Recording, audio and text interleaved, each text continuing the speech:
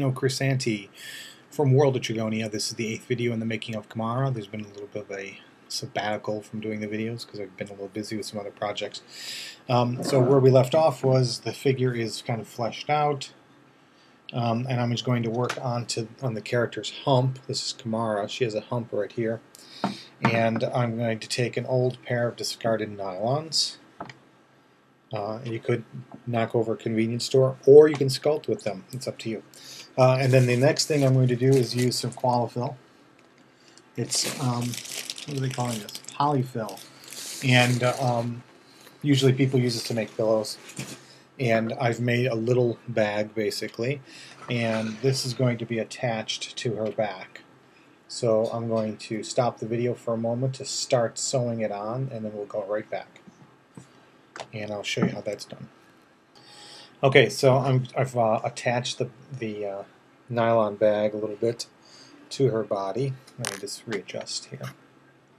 Now the reason I go with this for some occasions is that the fabric can become kind of heavy and a little bit hard to sculpt into the shape you want, especially round shapes.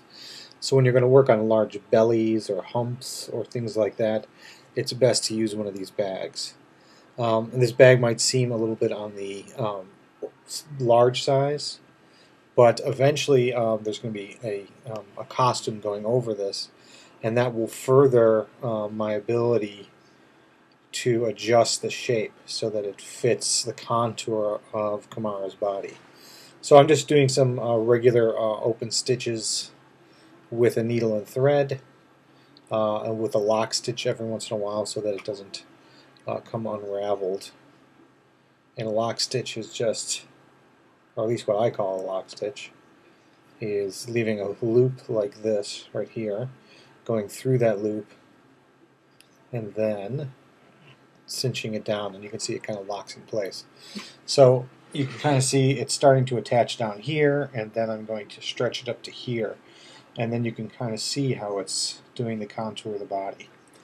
The next video that I do will probably be more than likely a little bit of paint. Sometimes I will skip doing the painting until after I start doing some of the fabric because I like racing forward to the costuming. It really kind of helps finish the character off, or at least looks more finished. But then you have to worry about paint getting on the cloth.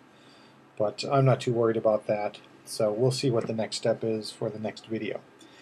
In the meantime, check out our Facebook page and check out our website, and make sure you tell everybody in the world about Trigonia and pass the word around.